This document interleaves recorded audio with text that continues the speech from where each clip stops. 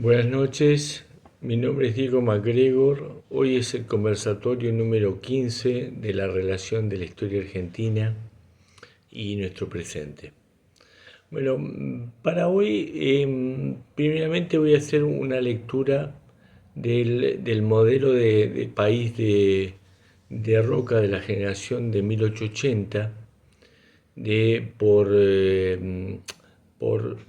Abelardo Ramos, y posteriormente, si me queda tiempo o para la vez que viene, voy a hacer una lectura en relación a Roca de Bayer, Puigros y Fermín Chávez. Bueno, respecto a la lectura de Abelardo Ramos de Roca, yo lo dividí en forma arbitraria en el Roca progresista y el Roca conservador, ¿no es cierto? Eh, Primeramente voy a hablar del Roca, del Roca progresista. Dice Ramos que la respuesta de Roca a los gobiernos posteriores a Caseros, y especialmente en relación a la figura de Mitre como librecambista. Él lo tomaba como un librecambista insensato. Y para Ramos, Roca tuvo una conciencia nacional y fue representante del ejército nacional y de la oligarquía provincial. Eh, para, para Ramos, Roca es un síntoma entre los caudillos provinciales y Mitre. Después va a decir como segunda idea principal que la primera legislación proteccionista industrial estuvo en relación a las leyes aduaneras, que para Ramos esto fue muy importante. Otra de las ideas importantes del Roca progresista es el acercamiento de determinados pensadores a Roca, por ejemplo, José y Rafael Hernández, Vicente Fidel López, Roque Sáenz Peña, Estanislao Ceballos, Pellegrini, y justamente todos ellos decían que no hay país serio librecambista. Igualmente pensaban así Mansilla, Irigoyen y Dardo Rocha. En relación a esta figura de Roca conservador, Ramos va a decir que es propio de un modelo de país agrícola, ganadero, exportador, y dio cuenta de una naciente oligarquía provincial que veía fundamentalmente en la eliminación del indio y el logro de una consolidación económica definitiva de nuestro país, sin integrarlo, por supuesto. Roca amplió la oligarquía ganadera, en el sentido que gracias a la campaña al desierto tuvo un importante resultado político y una limpieza étnica. Otra de las ideas del Roca conservador es que el imperialismo que penetró en nuestro país en 1880 se apoderó fundamentalmente de las palancas fundamentales de nuestra economía. No quiere decir que antes no lo hubiera hecho, pero Roca de alguna manera lo profundizó. Por otra parte, dice Ramos que el mitrismo se apresuró a organizar un frente de ganaderos para impedir otro gobierno provinciano, y Juárez, yerno de Roca, fue el continuador de este, y al entender de Ramos fue un retroceso del gobierno de Roca. Por otra parte, dice Ramos que la ideología nacionalista democrática de Roca, así la llama, representaba un nacionalismo posible en ese sentido. Dice Ramos que Juárez se prestó a los intereses de Inglaterra y de nuestra oligarquía. Por otra parte, continuando con el roca progresista, va a decir Ramos, que digamos, fomentó la Federación de Buenos Aires y favoreció la unidad del Estado por esa causa. Y otra de las ideas de Ramos es que esto dio lugar a un avance del ferrocarril que se sustituye a las carretas justamente con el exterminio del indio. Y se logró la organización de la unidad monetaria, se organizó la justicia de la capital, la municipalidad porteña, el puerto de Buenos Aires, todos tres lugares centrales para la organización del país, como así el Consejo Nacional de Educación, el Registro Civil, la fundación y la fundación de 600 escuelas. De alguna manera, digamos, profundizó la enseñanza de Sarmiento Roca en este sentido. Pero también tuvo un conflicto con el clero justamente por todo lo que tiene que ver con la modernización legislativa educativa. Respecto al Roca conservador, va a decir Ramos que yendo a su yerno, Juárez Selman, sostenía que el Estado era un mal administrador y en ese sentido no siguió las enseñanzas de Roca. Hubo nuevas alianzas de intereses económicos, mucho menos proteccionistas, y se puso la bandera de remate en la aduana, al correo, al telégrafo, a los puertos, las oficinas de rentas, etc. La cuestión que las grandes oleadas inmigratorias golondrinas en gran parte del litoral hacen perder el carácter criollo en nuestra provincia, y los extranjeros resultaron ser la mayoría de los pobladores de Buenos Aires. La cuestión y ahí comienza a extenderse el desprecio por el negro y la realidad de la existencia de gran parte del país autóctono y extranjero que no sabía leer. Volviendo al Roca progresista, dice Ramos, que en este momento hubo en el país una evolución científica y técnica en el país gracias a Roca. Por otra parte, Roca entendió que el Estado debía propulsar, organizar y dirigir las grandes obras públicas y sistemas de comunicaciones para el desarrollo de la economía y que esto favoreció mucho al país. Por otra parte, Juárez Selman continuó con la avanzada en la educación, eso sí. Por otra parte, dice Ramos que Ricardo Rojas, en su obra La Restauración Nacionalista, planteaba estos problemas entre lo nacional y lo extranjero, y decía que la escuela privada en nuestro país fue uno de los factores de la disolución nacional. Esto en el pensamiento de Ricardo Rojas. Ahí incluía a los judíos, a los ingleses, a los italianos y a los alemanes. Bueno, esta era la lectura de Rojas. Por otra parte, yendo al Roca conservador, va a decir que, digamos,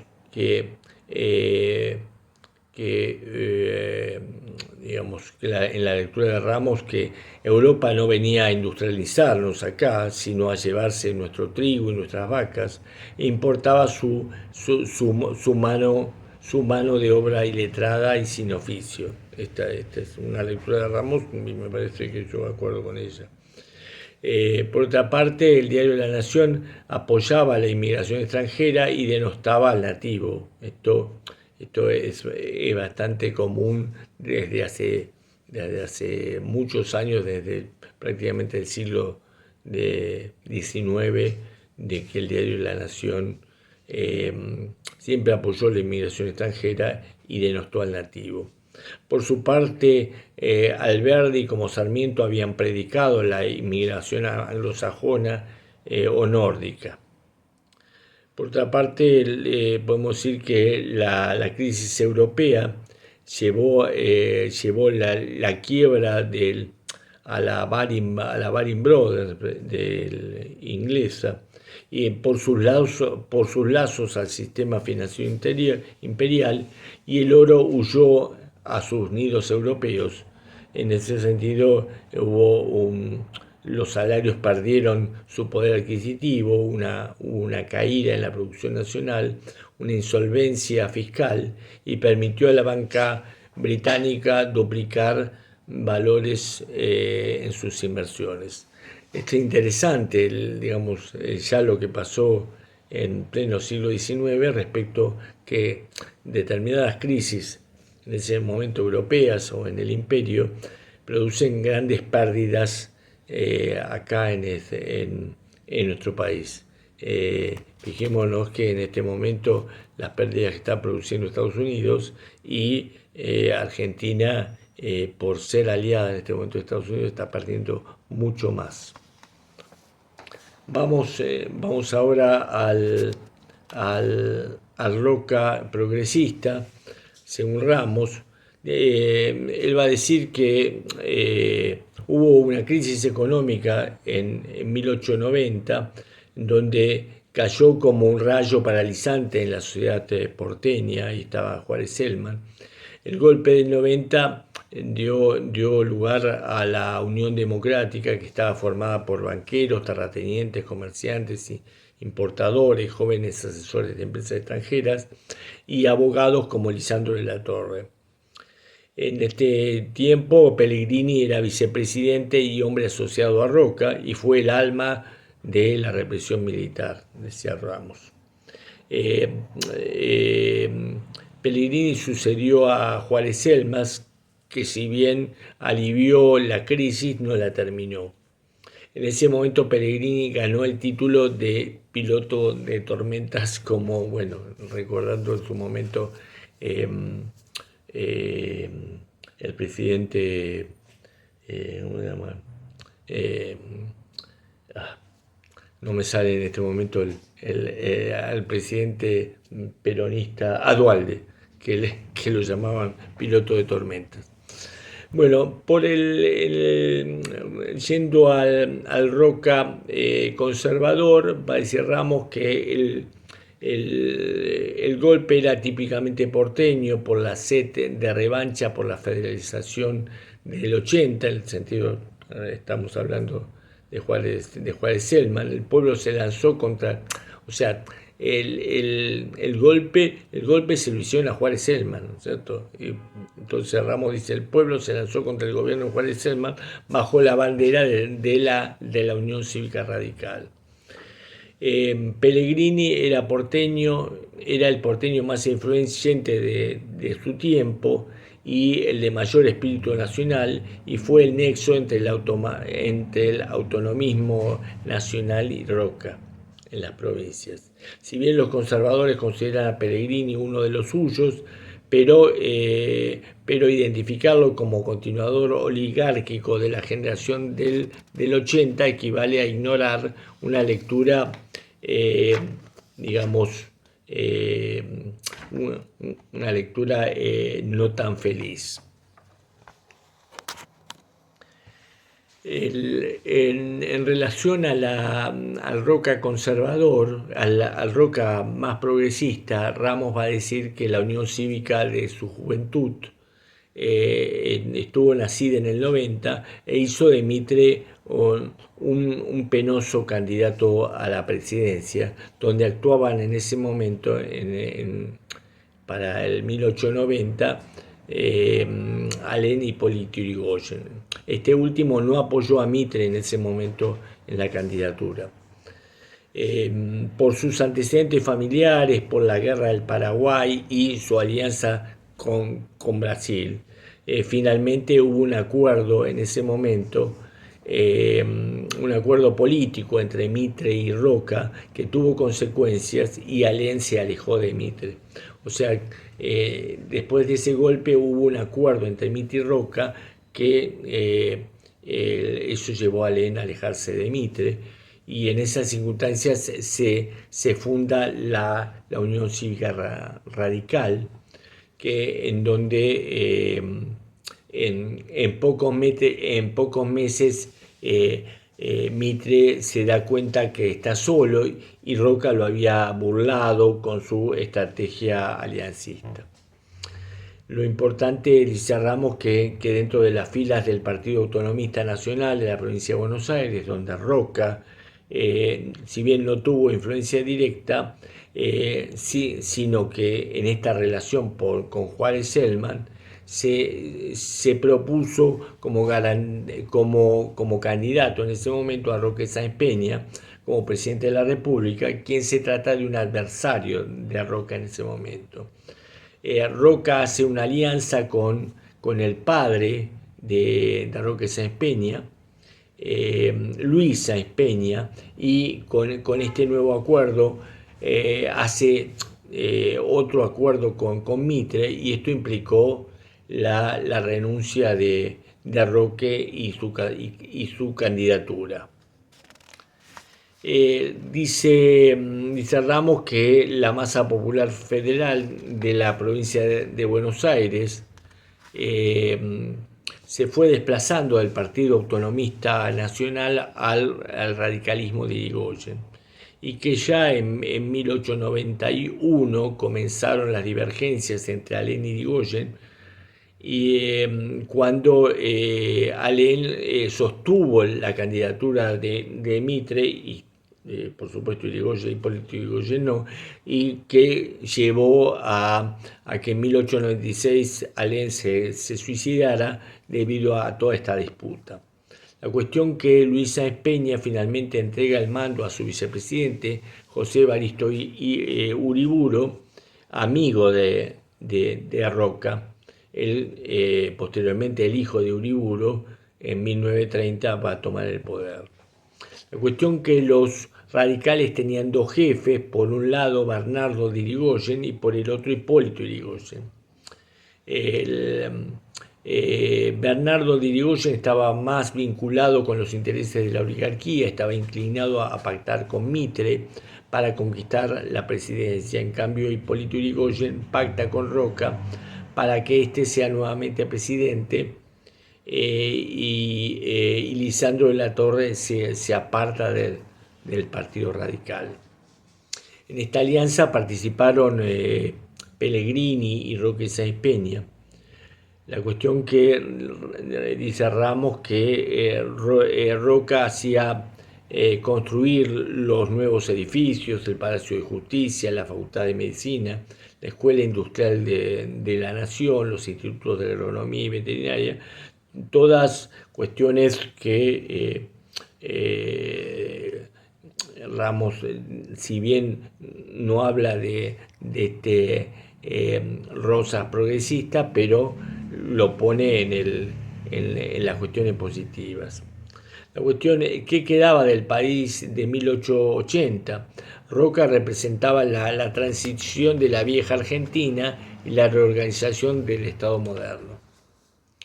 Por otra parte, en el gabinete de Roca figuraba el doctor Osvaldo Mañasco, quien denuncia los abusos cometidos por el capital británico, publicado por Julio Irusta en 1959 en su momento. Mañasco, ministro de Roca, llegó a decir que la política ferroviaria británica saboteaba la producción argentina en varios de sus rubros.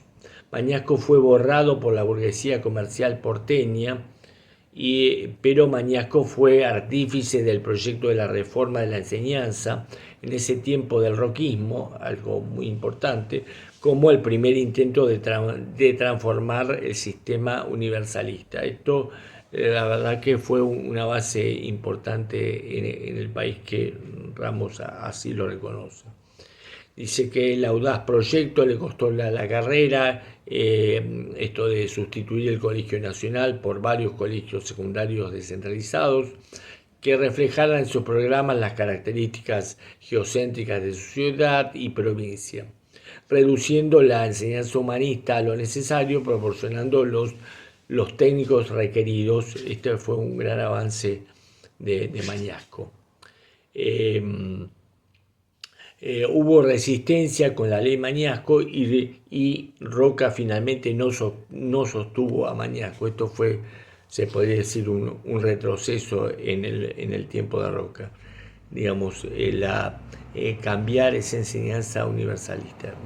Miren, cuando en un momento tan importante, estamos hablando fin del siglo XIX, se quiso hacer esa reforma respecto a la enseñanza, y no se logró justamente por intereses económicos, que digamos de la oligarquía local y la oligarquía extranjera. Cuando Roca se dispone a ejercer la segunda presidencia, el imperialismo inglés ejerció un desarrollo económico con especiales características. Se había creado un país de estructura agrícola ganadera a manera de suplemento de taller industrial europeo, y se engendró la clase obrera, que la mayor parte eran europeos. En 1896 había 124.000 trabajadores en empresas industriales, y rara vez el criollo fue asimilado a la industria en esos años. Eso hay que tomarlo en cuenta. Realmente hubo un gran desprecio al nativo acá. El imperialismo quería contar con personal asociado a la explotación extranjera del país, buscó educar al pueblo a la abominación de la política criolla, y en esa línea fue también fundado el Partido Socialista. Acá Ramos también hace una crítica hacia el Partido Socialista. La extinción del ciclo de Roca consolidó a la oligarquía proimperialista y la consolidación inmigratoria, surgiendo la clase media, que será canalizada por Irigoyen. Y acá viene el drama de la generación del 90, que consistió en el ingreso del Partido Nacional, Socialista sin espíritu nacional. Justamente esto es lo que anota Ramos.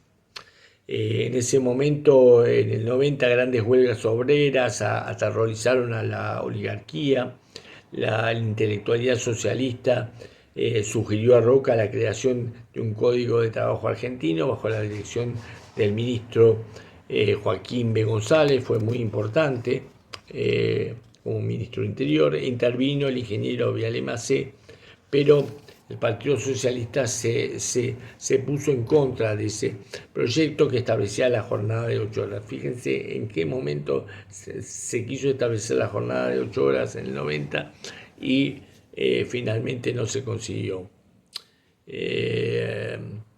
La cuestión que en ese momento se quería establecer la jornada de 8 horas, la supresión del trabajo nocturno, el descanso semanal de 36 horas, estamos hablando de 1890, la prohibición del trabajo de niños menores de 14 años, exclusión de mujeres de ciertos trabajos, salario mínimo a trabajadores de Estado, alojamiento higiénico para obreros, higiene y seguridad del trabajo, responsabilidad patronal por accidentes, reconocimiento de organizaciones obreras, tribunales mixtos de patrones y obreros, y que se agregue el informe de Viale Macé sobre el estado de la clase obrera, que al final permaneció inédito. La entrada de Irigoyen dejó atrás esa aventura roquista.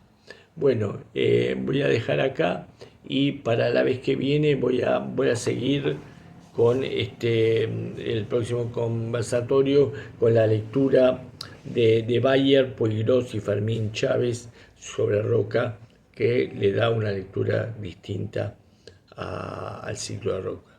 Gracias.